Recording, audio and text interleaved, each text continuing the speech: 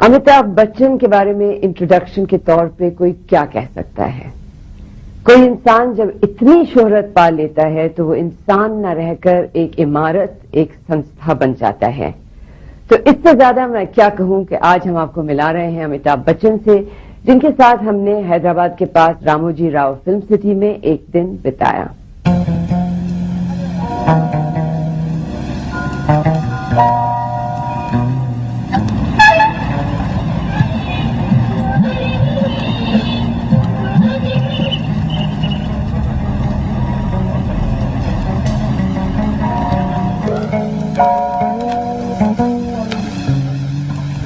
हम उनके होटल पहुंचे ही थे कि वो शूटिंग के लिए निकल पड़े और उनसे बात करने का मौका सबसे पहले उनकी मेकअप मैन है।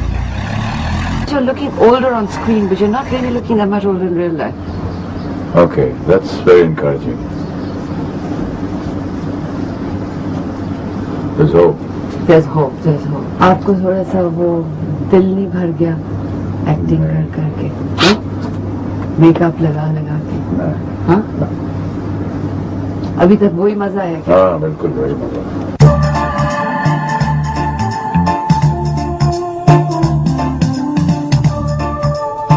जीन लिया लो जी। हाँ।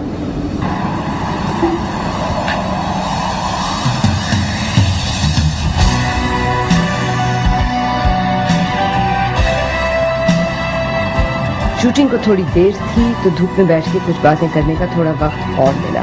हमने अमित जी से उनके एक संस्था बनने के बारे में पूछा। अमिताभ बच्चन के लिए अमिताभ बच्चन होना कितना मुश्किल है? कोई नहीं, खामखा ऐसे प्रश्न जो है वो पूछे जाते हैं। अमिताभ बच्चन एक और नाम है, और क्या है? आपका नाम तबलीग सिंह है, ऐसे ही एक और नाम है। उसके चारों तरफ एक हवा बना दिया गया है खामखा के लिए, ऐसी खास बात है। हवा नहीं बनाया गया है। किसी जमाने में फिल्म इंडस्ट्री अमिताभ बच्चन एक थे, और जब किसी एक इंसान को इतनी शोहरत, इतनी कामयाबी जब मिलती है तो वो इंसान ना रह के एक संस्था नहीं बन जाता है क्या? वो उनके लिए होगी संस्था जो सोचते हैं, ऐसा मैं तो ऐसे सोचता नहीं। तो ये प्रश्न उनसे पूछा जाना चाहिए। मैंने तो कभी ऐसा माना नहीं कि मैं कोई संस्था हूँ या मैंने कोई इतनी ज्यादा शोहरत कमा ली है, इतना ज्यादा नाम कमा लिया। मैंने तो अपने आप को एक बहुत ही मीडियोकर कलाकार समझा है। और इस इंडस्ट्री एक्टिंग कर रहे हैं हमेशा। नहीं, सही दिक्कत है आपके साथ, आप फिर एक्टिंग इतनी करते हैं कि फिर सवाल का जवाब नहीं। मैं बिल्कुल एक्टिंग नहीं कर रहा हूँ, ये सत्य है।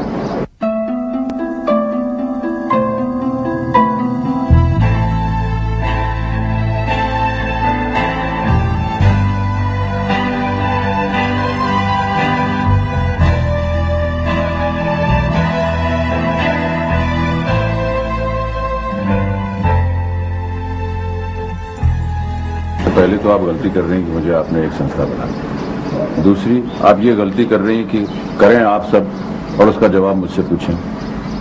ये तो ठीक बात नहीं है। मैं अगर किसी चीज को बनाऊं या मेरे दायरे में जो चीजें हों उसके बारे में आप पूछिए तो मैं उसमें रिएक्ट कर सकूं। लेकिन किसी चीज को आप एक हवा बना दें या आप ऐसा समझें, फिर आप ही अपने ऊपर जो आपने किया है उसका उत्तर आप मुझसे पूछें, ये तो ठीक नहीं है। मैं अपनी बात नहीं कर रही हूँ, दुनिया की नजर में। दुनिया चलिए मान लीजिए, चलिए दुनिया ही ऐसे बोल रही है, तो जब दुनिया आप उसका उत्तर मैं कैसे दे सकता हूँ?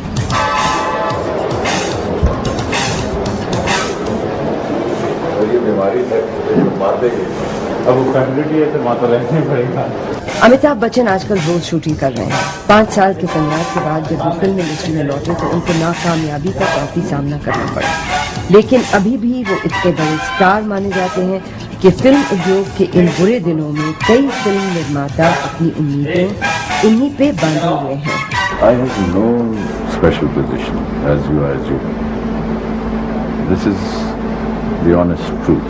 Sir, कल मेरा बर्थडे है सर, ये हमारा छोटा है लेकिन हम लोग सब पागल हो गए और आपके लिए 5th टाइम या 6th time I am coming sir, in night also I came, 9 o'clock I came sir, कोई भी हमारे साथ है बट गॉड, ये सब मेरा हस्बैंड का फैन और हम लोग दोनों शादी भी किया दोनों फैन के लिए। बहुत बड़े फैन है सर ये मेरा बेटा है।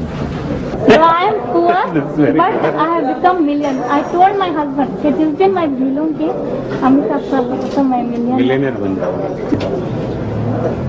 और 3-4 किस्तें दो सर, जितना मैं पूरा रील डाल दो।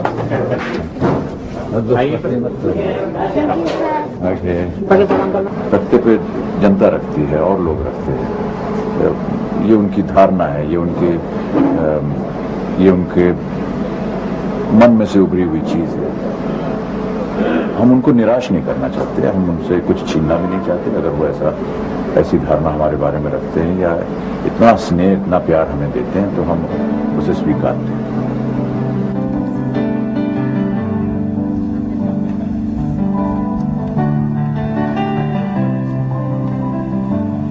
अमिताभ बच्चन जब अपनी शोहरत की ऊंचाइयों पे थे तो उनके बारे में कहा जाता था कि वो वन मैन फिल्म इंडस्ट्री थे। आज यकीन करना मुश्किल है कि उनका फिल्मों में आना एक इत्तेफाक था। यार डांट रहे यार हमको, मैं नहीं काम करता। कलकत्ते में नौकरी कर रहा था और एक टैलेंट कॉन्टेस्ट ऑर्गेनाइज हुआ था, फिल्म फेयर और माधुरी जो कि फिल्म हिंदी मैगजीन थी उनके द्वारा, और उसमें वो नए लोगों को, नए कलाकारों को एक चांस देते थे, अपॉर्चुनिटी देते थे। मुझे ऐसा लगा कि ये एक सही जरिया है जिससे कि फिल्म इंडस्ट्री में प्रवेश किया जा सकता है। उसमें मैंने अप्लाई किया, उसमें मैं रिजेक्ट हो गया। उसके बाद फिर रिजेक्ट हुआ? जी, उसका कोई परिणाम नहीं निकला। उसके बाद फिर नौकरी छोड़ के मुंबई आ गया और यहाँ पर सबसे पहले तो दरअसल ख्वाजा अहमद अब्बास साहब साथ हिंदुस्तानी बना रहे थे। उसमें उन्हें नए लड़कों की खोज थी। उसमें हमारे छोटे भाई साहब मुंबई में ही पोस्टेड थे, उनको पता चला, उन्होंने मेरी फोटो वहाँ भेजी। उनको मुझसे मिलने की आशा हुई, मैं बॉम्बे गया, उनसे मिला और उसके बाद वो पहला रोल मिला मुझे।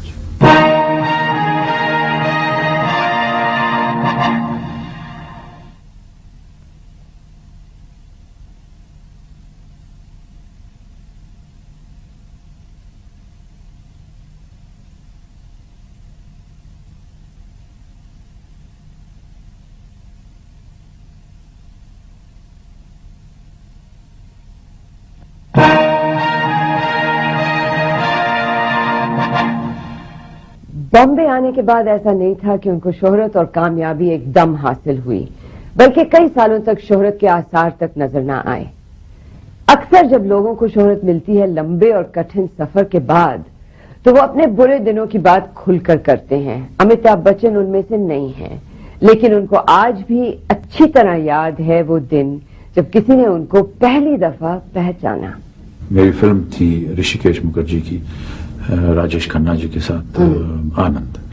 वो रिलीज हुई थी और सुबह मैं शूटिंग कर रहा था किसी और फिल्म की, और सुबह मैं अपने घर से निकला 9 बजे काम करने के लिए, अपनी गाड़ी में बैठ करके गया और एक आम नागरिक की तरह मैं काम पे निकला।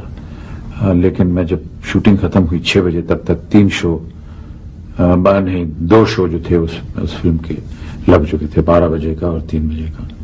और मैं अपनी गाड़ी लेकर के एक जो मेरा पेट्रोल स्टेशन था जहां से मैं पेट्रोल भराता था वहां रुका, और वहां पर मैंने देखा कि लोग जो हैं वो मुझे दोबारा देख रहे हैं।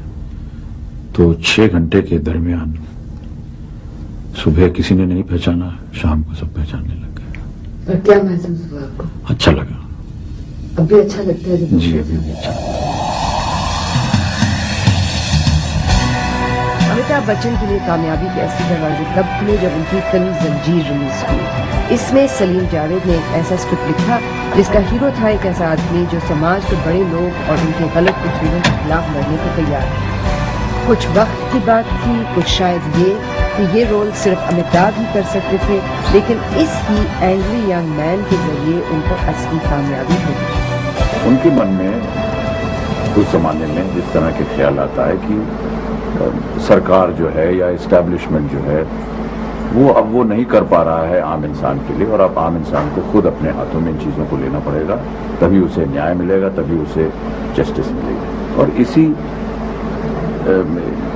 इसी धारा को लेकर के उन्होंने एक कैरेक्टर बनाया। एंग्री यंग मैन जो है वो कोई नया एक शख्सियत नहीं है, वो बहुत पुरानी शख्सियत है। वो हमारी हिंदी फिल्मों में ही कई मुझसे पहले फिल्मों में भी आ चुका है।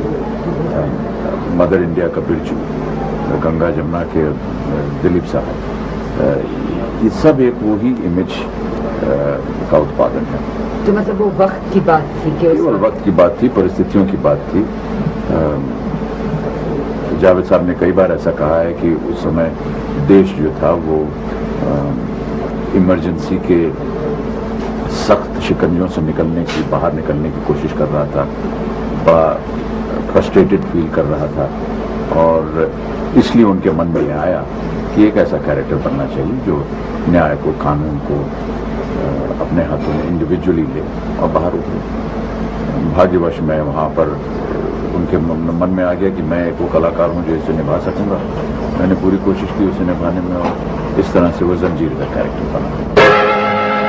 जब तक बैठने को न कहा जाए शराफत से खड़े रहो। ये पुलिस स्टेशन है, तुम्हारे बाप का घर नहीं है। जब आपको फेलियर से डील करना होता है तो क्या आपके लिए ज्यादा मुश्किल होता है बजाय कि किसी आम इंसान? देखिए, ये तो एक जनरल प्रश्न है। सक्सेस और फेलियर के मापदंड जो है वो अलग अलग इंसान के साथ अलग अलग होते हैं। मैं ऐसा मानता हूँ कि अगर जीवन है तो उसमें सक्सेस भी होगा, उसमें फेलियर भी होगा। और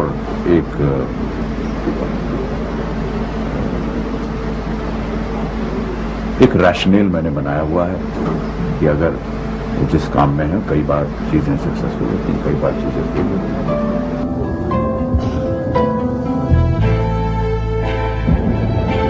Chinese. Yes, sir. I have vegetable fried rice and the crisp noodles.